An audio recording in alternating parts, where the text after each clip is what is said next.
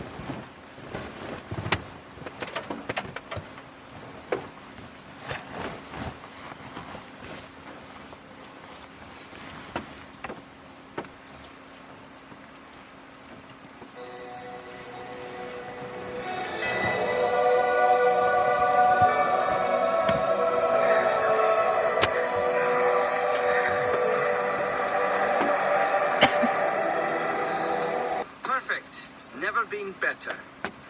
I don't... There's something I have to tell you. You don't have to tell me anything, princess. This is the captain. Round up some guests. Very well, Ogre.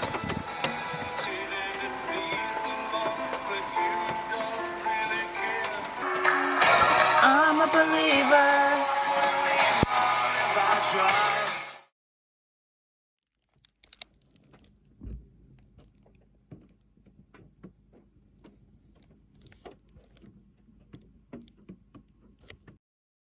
So I almost didn't put this part in the video because of the reception I received in last week's video.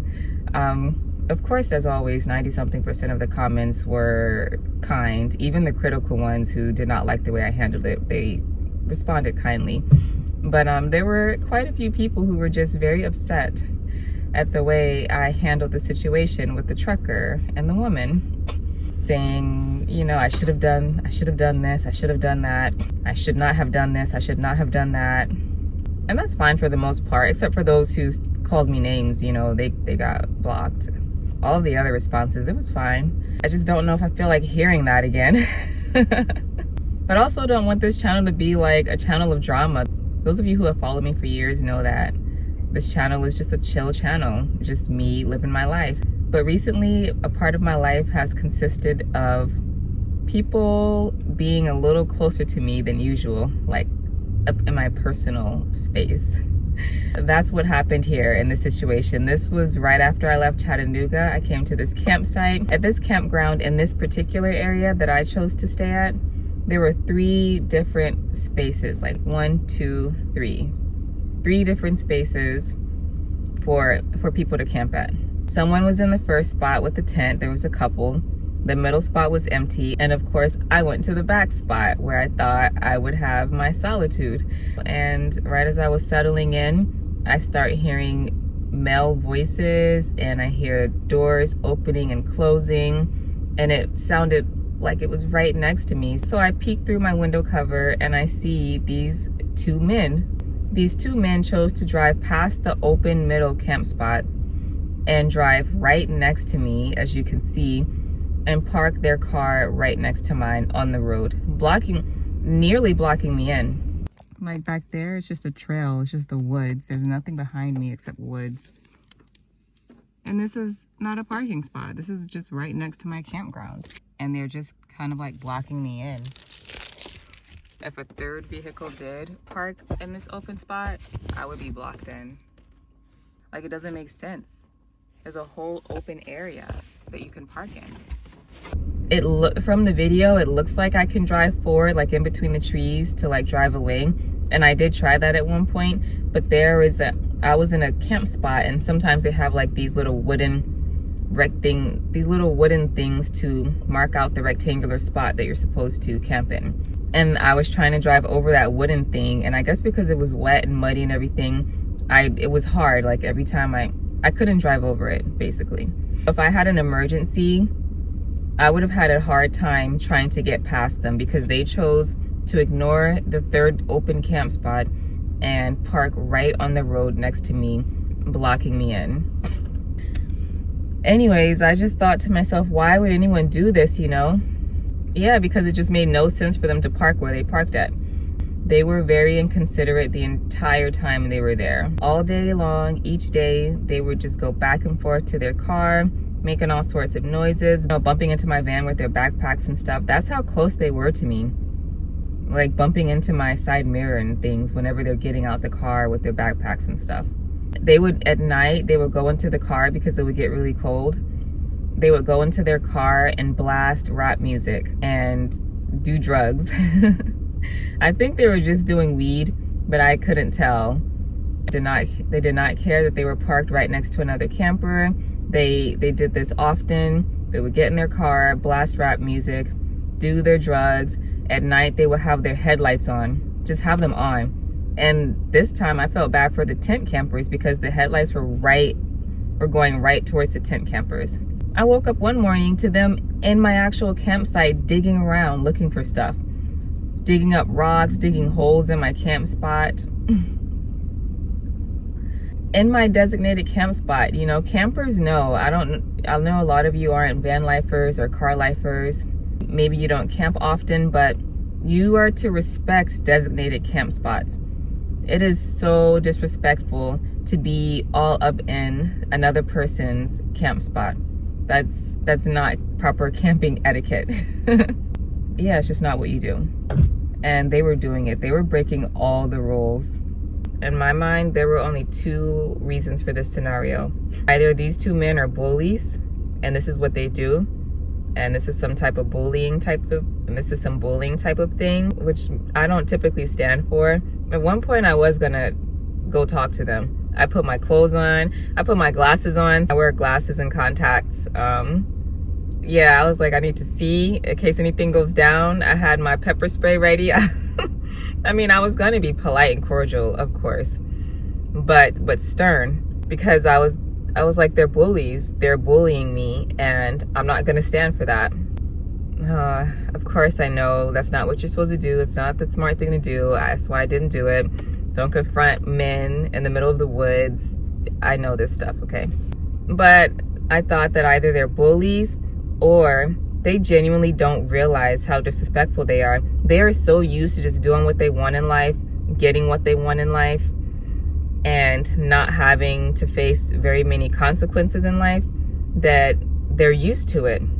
It's just a normal day for them to disrespect someone's personal space, to be rude unintentionally, because some people are like that. It's not even intentional. They've just lived a certain type of life from birth that they're clueless about how to respect people, about the unwritten rules of life.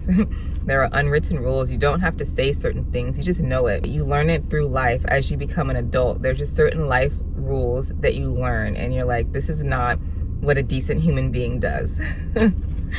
And I don't think, maybe they didn't get those lessons because of the life they've lived. Anyways, before I had the chance to confront them, they ended up leaving for a short time. They came back. But when they did leave, I decided to just go outside and explore a little bit. And this is what made me decide to stay, because this was a really beautiful camp spot. I discovered I was right next to a river. The whole time, I didn't know I was near a river. I look at so many campgrounds. I use camping apps and everything.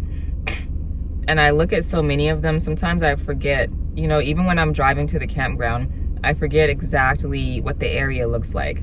I just have so many images in my head from scouring various camp spots.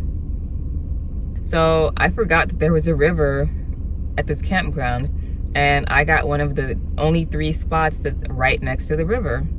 Plus, it was raining the whole time I was there, so I couldn't hear the river flowing. All I heard were the raindrops on my van. But it made me so happy. Water is so healing. When I went next to that water, I instantly felt the healing commence. So I decided to go down the path that the 2 guys were always going down. And I saw their junky camp spot. They'd only been there a couple of days, and the place was already trashed. They had stuff everywhere. But yeah, I went down there to where their campground was. I was like, I'm gonna be all up in your campground now, since you've been all up in mine for the last 2 days. But I hung out by the river for at least 1 hour. I don't even know how much time passed.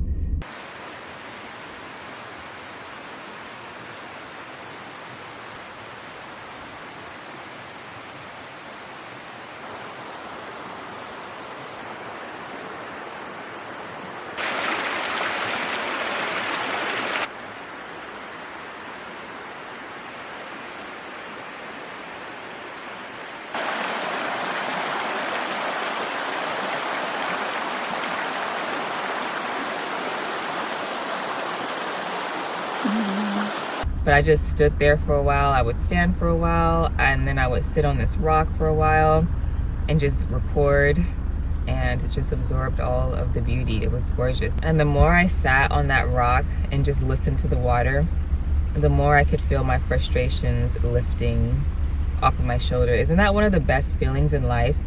You really can physically feel stress leave your body, tension leaving your body. And I started to feel that. And I said to myself, Monique, don't let these 2 dudes ruin this experience for you. You have just as much of a right to be here as they do.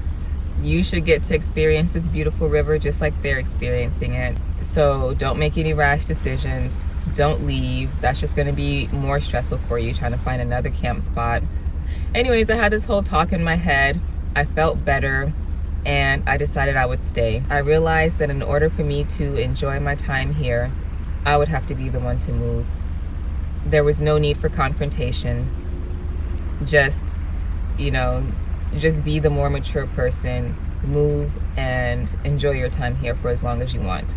You know, of course it makes more sense for them to move to that middle camp spot that I told you all about, because they were parked somewhere where they're not supposed to park it anyways. But clearly they weren't going to do that. They weren't going to do it. So I had to let go of my ego, which is a lifelong journey that I'm going through right now, is letting go of ego. It's not easy. And be the person to move. So that's what I did. And I'm really grateful I did it. I'm grateful I didn't make a rash decision and leave, which is typically what I would do. I'm so grateful that they left for the short time that they left so that I could chill out at the river, so that I could walk around and discover that river and have a really needed talk with myself. And once I moved my van, my time at the campground was wonderful. When they came back, they saw that my van had moved and they stopped right in front of my van at the new camp spot, at the middle camp spot. And I said to myself, now I know they're bullies. I'm gonna go say something to them. So they stopped, and they stopped for about 15 seconds and I felt the heat within me rising again, but then they drove by and they went to the camp spot that I was parked at before. And I was like, okay. And they didn't bother me again. They still came outside at night, played their loud music, did their drugs, had their headlights on, all that nonsense. But at least they weren't right next to my van. Like, this was my van and this was their car, you know? At least I was a little bit further away from it. And I feel like this experience was a good lesson on ego. Knowing in your heart that the other party is doing you wrong, but still choosing to be the one to say, okay, I'll be the one to do this thing that really you're supposed to be doing, but I'm gonna do it. You know, that's not easy for me, at least. I'm not gonna speak for others, but that's not easy for me. And it was a great practice, because doing that, letting go of my tense feelings and my ego, allowed me to have a wonderful experience. And I am quite sure that if I would have left and tried to find another campsite, I wouldn't have found another one as beautiful in the area. I would have been driving around for hours. I would have had a headache at the end of the day. It would have been like the other video that some of you all watched, where I had to drive around all day long looking for a camp spot because none of the camp spots worked out. It would have been that again, and that was not fun. You all saw at the end of that video, I was over it. I was done. I was just done with everything. I was not feeling anything at that point, and I didn't want to experience that again. Why put myself through that because I'm angry? You know, the guys are gonna win. Now they're gonna get my camp spot and they're gonna have less people around. They're gonna get to do what they want. You know, I thought about that as well. So that just didn't make sense to me. And at the end of it all, this situation was a great practice for my journey of letting go of ego, which hopefully by the time, if I live to my 90s, maybe by then I will succeed in it. I don't see that happening anytime sooner. I don't know, who knows, we'll see. But yeah, everything turned out just fine. And I'm happy I stayed. I loved this campground so much. That's my experience. Roast me in the comments. Tell me how I should have done this or I should have done that instead. You're not very smart, are you? You should have done this.